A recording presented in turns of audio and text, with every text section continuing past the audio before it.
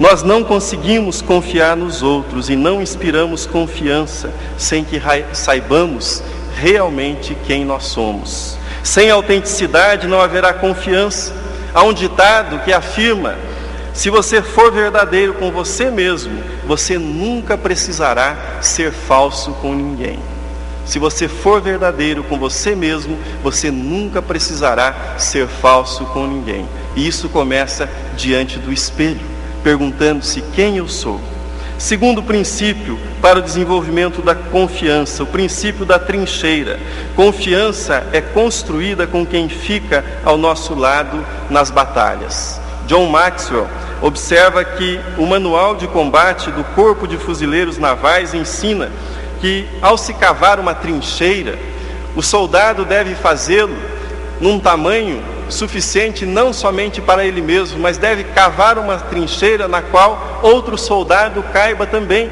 E por que o manual ensina isso? Porque uma trincheira para duas pessoas será sempre mais segura do que uma trincheira para uma única pessoa. É isso que nós lemos no Eclesiastes, quando ele diz: melhor é serem dois do que um. Se alguém quiser prevalecer contra um, os dois lhe resistirão.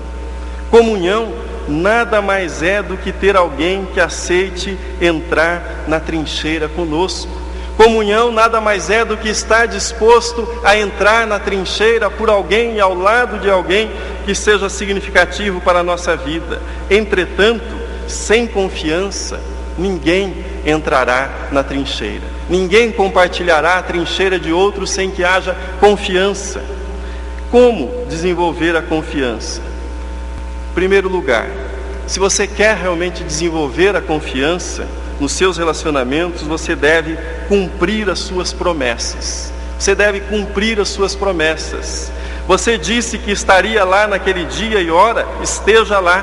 Você disse que pagaria aquela quantia, pague. Você disse que devolveria o que foi emprestado, devolva. Você disse que ligaria para aquela pessoa, faça esta ligação. Você prometeu que faria aquele serviço, faça esse serviço conforme ele foi prometido. Não cumprir suas promessas é dizer a outra pessoa que você não é confiável e que você não está disposto a desenvolver uma relação de confiança com esta pessoa. Talvez você tenha de aprender a refletir mais antes de fazer promessas. Muitas pessoas têm muita dificuldade de dizer não, e assim assumem compromissos que não estão dispostos a levar adiante, mas depois se veem numa situação muito mais complicada. O autor do Eclesiastes, a esse respeito, nos orienta: melhor é que não votes do que votes e não cumpras. Não consintas que a tua boca te faças culpado. Eclesiastes 5, versículos 5 e 6. Cumpra as suas promessas. Se você tem sido precipitado nas suas promessas, reflita mais antes de fazê-las. Segundo lugar, nós desenvolvemos a confiança sendo verdadeiro com o outro. Sendo verdadeiro. Fale a verdade em amor. Provérbios 27, 6 diz: leais são as feridas feitas pelo que ama, e enganosos são os beijos daquele que odeia. Agora existe uma regra simples para que você fale a verdade com os outros e a faça em amor. A regra é a seguinte: fale somente se você realmente se importar com a outra pessoa. Se você estiver disposto a caminhar a segunda milha com aquela pessoa. Se você não estiver disposto, se você não puder falar a verdade em amor, não fale. Não fale a verdade para provocar. Não fale a verdade para abrir um conflito. Não fale a verdade apenas porque você quer uma revanche ou quer magoar a outra pessoa.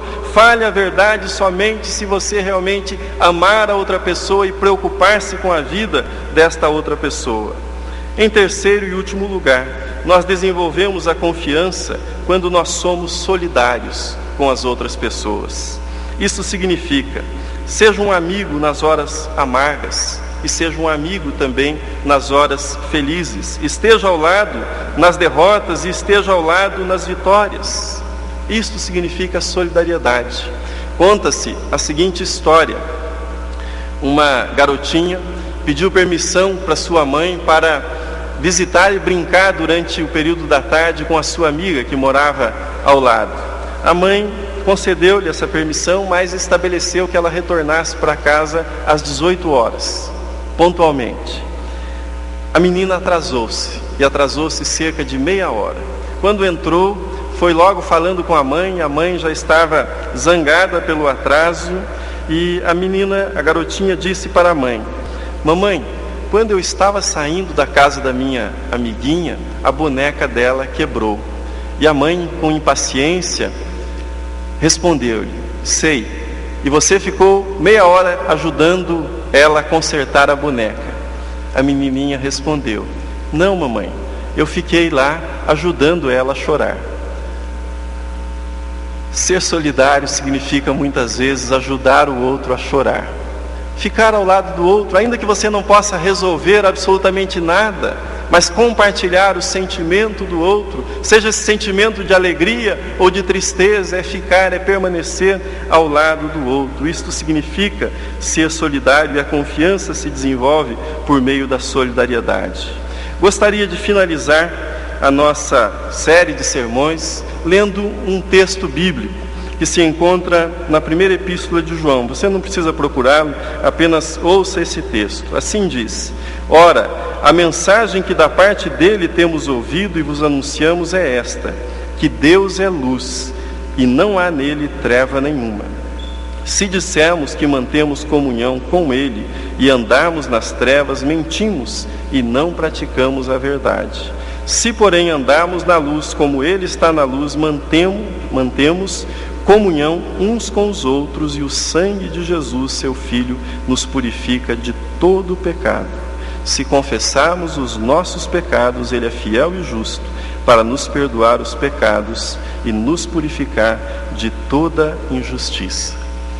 Gostaria de terminar esta série de mensagens com a leitura deste texto, porque nesse mês nós fomos levados a refletir sobre os nossos relacionamentos.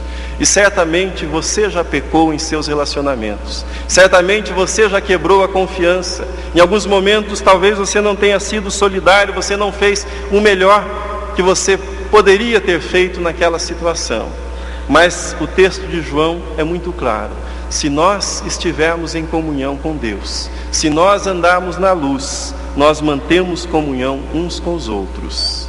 E nós não somos chamados à perfeição para que consigamos manter comunhão uns com os outros. Somos chamados à confissão, a confessarmos a Deus os nossos pecados.